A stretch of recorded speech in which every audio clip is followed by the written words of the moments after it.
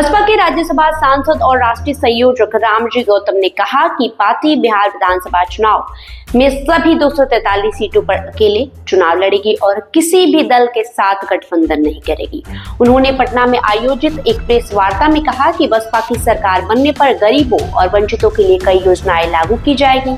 रामजी गौतम ने कहा कि बसपा समाज के अंतिम पायदान पर खड़े व्यक्ति के अधिकार और सम्मान के लिए काम करती रहेगी। राजधानी पटना में आयोजित एक प्रेस वार्ता में उन्होंने कहा कि अगर बहुजन समाज पार्टी की सरकार बिहार में बनती है तो गरीबों और वंचितों के लिए कई योजनाएं लागू की जाएंगी।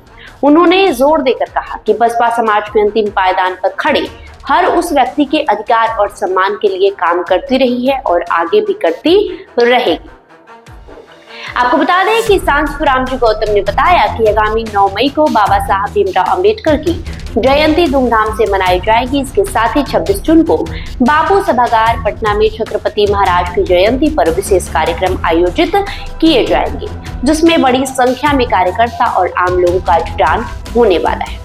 बसपा के केंद्रीय प्रभारी अनिल कुमार ने लोक जनशक्ति पार्टी रामविलास के अध्यक्ष चिराग पासवान पर निशाना साधा। उन्होंने कहा कि यदि चिराग पासवान वाकई बिहार की राजनीति में सक्रिय होना चाहते हैं तो उन्हें राज्य के गरीबों, दलितों और शोषित वर्गों पर हो रहे अत्याचार को देखना चाहिए। उन्होंने कहा कि बिहार में अपराध चरम पर है, अपराधी बेलगाम हो गए हैं और प्रशासन की पकड़ कमजोर पड़ गई है।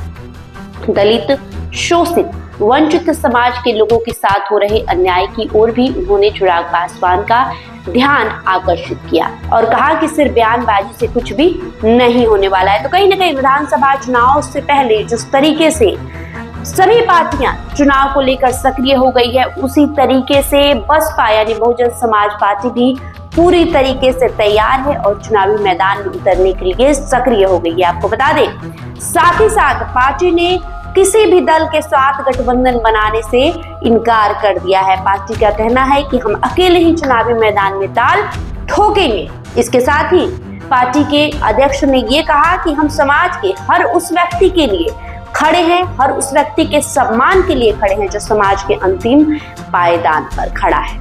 इसके अलावा लोक जनशक्ति पार्टी रामविलास के राष्ट्रीय अध्यक्ष और केंद्रीय मंत्री चिराग पासवान पर भी बसपा नेता ने जमकर हमला बोला। उन्होंने कहा कि अगर चिराग बिहार की राजनीति में आना चाहते हैं तो सबसे पहले उन्हें बिहार के दलित, वंचित, गरीब और शोषित वर्गों के लोगों पर हो रहे अत्याचार को रोकना होगा। उसके बाद ही उन्हें बिहार की राजनीति में आने की बातें कहनी होगी।